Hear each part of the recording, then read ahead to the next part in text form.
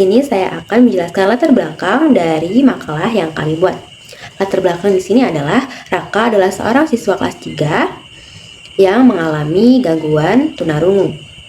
Guru yang mengajar Raka menyadari bahwa Raka kesulitan mendengar suara dari arah belakang, seperti saat namanya dipanggil. Namun, Raka sangat responsif saat diajak berbicara dari arah depan, dengan menggunakan gerakan tangan ataupun ekspresi wajah. Setelah dilakukan pemeriksaan oleh tim medis, Raka ternyata mengalami masalah pendengaran yang disebut dengan gangguan pendengaran sensorioniar bilateral dari sedang ke berat. Berarti, Raka kesulitan mendengar suara dengan frekuensi tinggi. Gangguan ini terjadi karena ada kerusakan pada bagian dalam telinga. Untuk membantu Raka dalam kehidupan sehari-hari, juga membantunya di sekolah, Raka disarankan untuk memakai alat bantu dengar digital. Alat ini bisa disesuaikan agar hanya menguatkan suara-suara yang sulit untuk didengar. Selain itu, juga masih memanfaatkan sisa pendengaran yang ada. Walaupun di sekolah Raka belum memiliki program khusus yang memadai untuk terapi bicara, guru-guru Raka tetap berusaha dan mencari solusi. Para guru berinisiatif untuk mencoba mengajar Raka dengan cara yang lebih visual, misalnya dengan menggunakan bahasa, isyarat, dan media lain yang melibatkan banyak indera, agar Raka bisa belajar dengan lebih baik dan tidak tertinggal. Menurut Swita, dalam buku Ortopedagogi Tunarungu adalah seseorang yang mengalami kerusakan berat sampai total yang tidak dapat menangkap tutur kata tanpa membaca bibir lawan bicaranya. Anak tunarungu adalah anak yang mengalami kehilangan kemampuan mendengar, baik itu sebagian atau selebihnya, sehingga membawa dampak yang kompleks terhadap kehidupannya. Ketunarunguan dibedakan menjadi dua bagian, yaitu tuli atau deaf, kurang dengar atau hard of hearing. Sesuai kutipan dari Laila tahun 2013. Baiklah, di sini saya akan membacakan rumusan masalah dan tujuan. Yang pertama, rumusan masalah. 1. Mengapa anak-anak disabilitas rungu cenderung lebih menyendiri dan merasa ia dikucilkan walaupun ia berada di tempat yang ramai? Kedua, bagaimana cara seseorang agar bisa berkomunikasi dengan disabilitas rungu, baik itu berbasis non-teknologi dan teknologi? Ketiga, berapa persenkah alat bantu pendengaran bisa membantu penderita tunarungu dalam memahami suara? Yang keempat, bisakah gangguan pendengaran sensorial cural bilateral melakukan rehabilitas untuk memperbaiki dan tidak memperparah gangguan pendengaran? Kelima, jika dalam sekolah memiliki murid disabilitas rungu, namun sekolah belum memiliki program terapi wicara, langkah apa yang harus diambil oleh pihak sekolah? Yang keenam, apa saja gejala yang menunjukkan seseorang mengalami gangguan sensori bilateral? Yang ketujuh, bagaimana strategi pembelajaran seorang guru terhadap siswa yang menderita sensori neural bilateral? Yang ke-8, apa saja hambatan pada seorang belajar bagi seorang yang mengalami gangguan pendengaran sensorial cural bilateral? Yang ke-9, sama seperti kacamata, alat bantu dengar juga membantu para penderita disabilitas rungu dalam memproses suara, juga memahami suara yang ada di sekeliling mereka. Apakah alat bantu ini memiliki efek samping bagi penggunanya sama seperti kacamata? Selanjutnya saya akan membacakan tujuan. 1. Menganalisis kebutuhan pembelajaran anak dengan disabilitas rungu, mengidentifikasi tantangan spesifik yang dihadapi anak dengan disabilitas rungu dalam komunikasi dan pembelajaran di kelas, mencakup bagaimana gangguan pendengaran frekuensi tinggi mempengaruhi kemampuannya menangkap informasi lisan. Kedua, menjelaskan bagaimana pendekatan berbasis komunikasi visual, bahasa isyarat, dan media multisensori dapat menjadi solusi untuk membantu anak dengan disabilitas rungu dalam proses belajar. Ketiga, menyusun rencana konkret yang bisa diterapkan oleh para pengajar untuk bisa mengoptimalkan proses pembelajaran. Yang keempat, menunjukkan bahwa dengan strategi yang tepat dan dapat mencapai potensi penuhnya di sekolah, meskipun tanpa adanya program terapi wicara yang konsisten. Baiklah, di sini saya akan memaparkan materi yang pertama, yaitu orientasi, yang mana ada sebuah trigger, yaitu Raka adalah seorang siswa kelas 3 SDLB B, sekolah luar biasa untuk anak tunarungu. Guru kelas Bu Lestari menyadari bahwa Raka tidak merespon saat namanya dipanggil dari arah belakang. Namun, saat diajak bicara dari depan dengan gestur tangan atau mimik wajah, Raka langsung memperhatikan. Pemeriksaan dari tim medis dari puskesmas setempat menggunakan audiometri menyatakan bahwa Raka mengalami gangguan pendengaran sensori neural bilateral sedang sampai berat, frekuensi tinggi yaitu lebih dari 2000 Hz. Audiogram menunjukkan gangguan di frekuensi tinggi. Diagnosis tersebut memperlihatkan adanya kemungkinan kerusakan sel-sel rambut di koklea dan saraf vestibulococlearis. Saat ini, Raka dianjurkan menggunakan alat bantu dengan digital dengan sistem frekuensi selektif. Sekolah belum memiliki program terapi bicara yang konsisten, akan tetapi guru akan merancang pendekatan pembelajaran berbasis komunikasi visual, bahasa isyarat, dan media multisensori. Materi yang kedua yaitu identifikasi, yaitu yang pertama audiometri, yang kedua sensori neural bilateral, yang ketiga koklea, yang keempat audiogram, yang kelima saraf vestibulococlearis, yang keenam frekuensi selektif, dan yang terakhir yaitu multisensoris. Di sini saya akan memaparkan mengenai klasifikasi yang ada, yaitu ada 6. Yang pertama, audiometri. Audiometri itu adalah pemeriksaan penunjang untuk mengukur tingkat dan jenis gangguan pendengaran pada seseorang.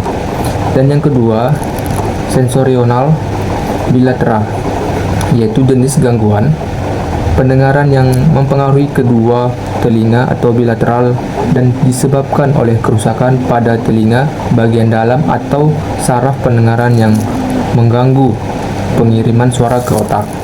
Dan yang ketiga yaitu audiogram, grafik yang menggambarkan hasil teks pendengaran atau audiometri nada murni untuk mengukur ambang pendengaran seseorang pada berbagai frekuensi suara. Dan yang keempat adalah diagnosis. Diagnosis ini adalah proses identifikasi dan penentuan sifat penyakit atau cenderung ataupun kondisi kesehatan lainnya berdasarkan gejala, tanda-tanda fisik, riwayat kesehatan, dan hasil pemeriksaan ataupun tes medis.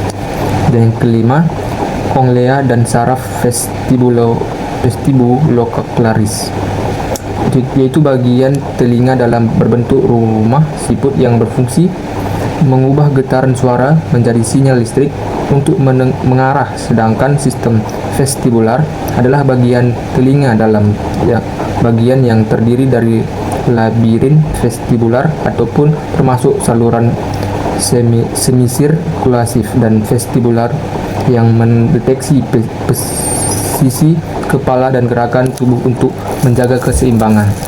Dan yang keenam yaitu frekuensi selektif, yaitu karakteristik sinyal atau komunikasi di mana berbagai komponen frekuensi mengalami pemudaran ataupun fading yang berada pada secara signifikan. Baik, saya akan membacakan bagian pra pembelajaran. Yang pertama, mengapa anak-anak disabilitas rungu cenderung sering menyendiri, merasa sendiri meskipun ia berada dalam kelas yang ramai? Amel, karena kesulitan dalam berkomunikasi. Arifah merasa teman sekelasnya kurang paham terhadap ia. Adia merasa sulit berinteraksi. Alia karena sering merasa ditolak. Widya kurang dukungan dari teman. Zahra perbedaan cara belajar dan berinteraksi. Dan Zakaria merasa dirinya berbeda. Yang kedua, bagaimana cara seorang agar bisa berkomunikasi dengan disabilitas rungu dengan berbasis non-teknologi dan teknologi? Berbasis non-teknologi, Amel menggunakan bahasa isyarat, Arifah menggunakan bahasa tubuh, Adia menggunakan bahasa ekspresi wajah, Alia menulis pesan, Widya berbicara dengan jelas dan perlahan, Zahra berbicara pelan-pelan, dan Zakaria mempelajari bahasa isyarat. Sedangkan menurut teknologi, Amel menggunakan aplikasi penerjemah, Arifah menggunakan alat bantu komunikasi, Adia menggunakan pesan chat di HP, Alia menggunakan terjemah, Widya menggunakan text to speech, Zahra memakai alat bantu, dan Zakaria video call dengan interpreter bahasa isyarat. Yang ketiga, berapa persenkah alat bantu pendengaran bisa membantu penderita tunarungu dalam memakai suara dan bunyi? Amel 70%, Arifah 80%, Adia 60%, Alia 65%, Widya 75%, Zahra 55%, dan Zakaria 85%. Yang keempat, bisakah gangguan pendengaran bilateral melakukan rehabilitasi untuk memperbaiki dan tidak memperparah gangguan pendengarannya? Amel bisa, Arifah bisa jadi, Adia tidak bisa, Alia tidak, Widya setengah bisa setengah enggak, Zahra bisa, dan Zakaria bisa jadi. Soal yang kelima, jika dalam sekolah memiliki murid disabilitas rungu, namun sekolah belum memiliki program terapi bicara, langkah apa yang harus diambil oleh pihak sekolah? Amel mengadakan pelatihan pada guru, Arifah menyediakan terapi bicara, Adia memakai pembelajaran digital, Alia orang tua terlibat dalam terapinya, Widya diberi dukungan dengan mengadakan penerjemah isyarat, Zahra membuat program terapi, dan Zakaria menyediakan fasilitas pada tunarungu. Yang keenam, apa saja gejala yang menunjukkan seorang mengalami gangguan pendengarannya? Amel sulit memahami pembicaraan, Arifah nggak bisa mendengar baik, Adia sulit merangkai kata-kata, Alia malas berkomunikasi, Widya mengandalkan gerakan bibir, Zahra selalu meminta mengulangi perkataan, dan Zakaria tidak mendengar suara dengan sempurna. Yang ketujuh, bagaimana strategi pembelajaran seorang guru terhadap siswa yang menderita sensori neural bilateral? Amel menggunakan bahasa isyarat, Arifah menggunakan infokus, Adia menggunakan alat bantu dengar, Alia memberikan instruksi yang jelas, Widya menyediakan lingkungan belajar yang tenang, Zahra menggunakan penerjemah isyarat, dan Zakaria menggunakan pelajaran yang bisa ia pahami. Yang ke-8, apa saja hambatan saat belajar bagi seorang yang mengalami gangguan pendengaran sensori bilateral? Amel kesulitan mendengar suara, Arifah sulit memahami bahasa, Adia sulit mengerti bahasa, Alia keterbatasan memahami penjelasan pembelajaran, Widya sulit berkomunikasi, Zahra ketergantungan alat bantu, dan Zakaria susah berkomunikasi. Dan yang terakhir, nomor 9, sama seperti kacamata, alat bantu dengar juga membantu para disabilitas rungu dalam memproses suara, juga memahami suara yang ada di sekitar mereka. Apakah alat bantu ini memiliki efek samping bagi penggunanya sama seperti kacamata? Amel memiliki, Arifah setengah saja, Adia mungkin memiliki, Alia tidak memiliki, Widya tidak sama sekali memiliki, Zahra bisa jadi memiliki, Zakaria sangat memiliki. Dah. Baiklah, di sini saya akan membacakan pasca pembelajaran. Pertanyaan yang pertama, mengapa anak-anak disabilitas cenderung merasa sendiri meskipun ia berada dalam kelas yang ramai? Yaitu kurangnya penerimaan sosial dan stigma, kurangnya pemahaman atau karena adanya stigma negatif yang masih beredar di masyarakat. Yang kedua yaitu hambatan komunikasi, kesulitan untuk mengekspresikan diri atau memahami apa yang dikatakan oleh teman-temannya. Yang ketiga, kurangnya pemahaman dan empati. Kurangnya pemahaman ini dapat menyebabkan mereka menghindari interaksi bahkan tanpa disengaja. Yang kedua yaitu bagaimana cara seseorang agar bisa berkomunikasi dengan disabilitas rungu yang berbasis non-teknologi dan teknologi. Berbasis non-teknologi, yang pertama yaitu komunikasi nonverbal atau gestur dan bahasa. Guru menggunakan gerak tubuh, ekspresi wajah, dan bahasa isyarat. Yang kedua yaitu sentuhan ekspresi afektif. Guru terkadang menggunakan sentuhan, misalnya saat siswa sedang bersedih untuk menyampaikan perhatian dan empati. Yang berbasis teknologi yaitu aplikasi dan media digital. Menggunakan media berbasis information and communication dan platform Edmodo untuk mengajarkan bahasa Inggris kepada siswa disabilitas rungu.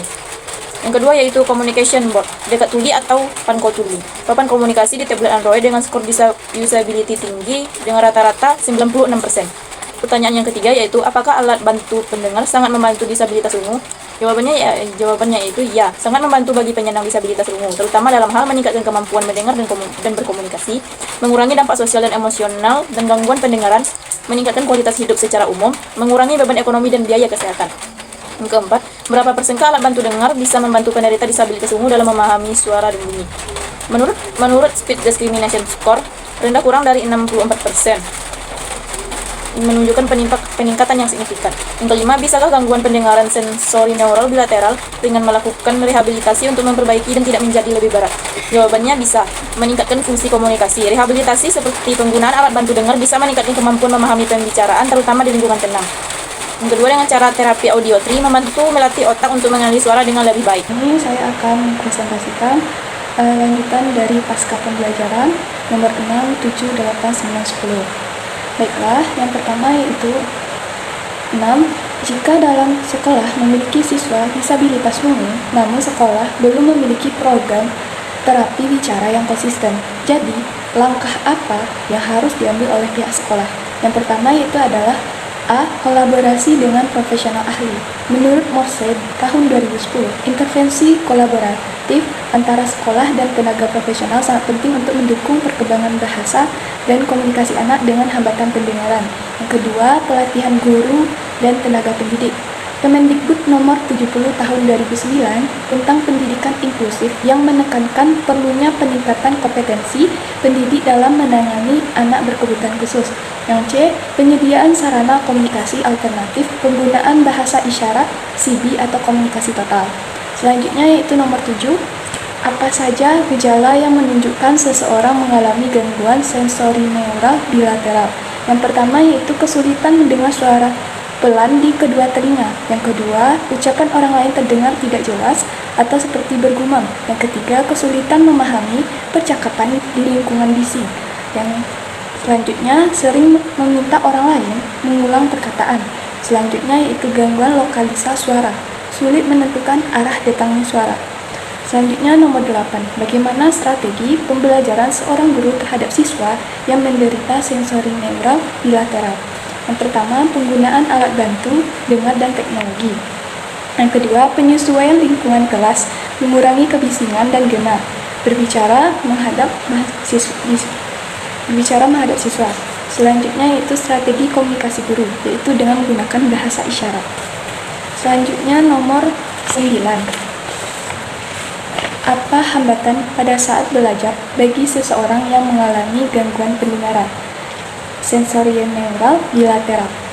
Yang pertama, kesulitan memahami instruksi verbal atau siswa sulit menangkap penjelasan guru yang hanya disampaikan secara lisan tanpa dukungan visual atau teks. Yang kedua, kesulitan mengikuti diskusi atau situasi bising. Yang ketiga, gangguan lokalisasi suara.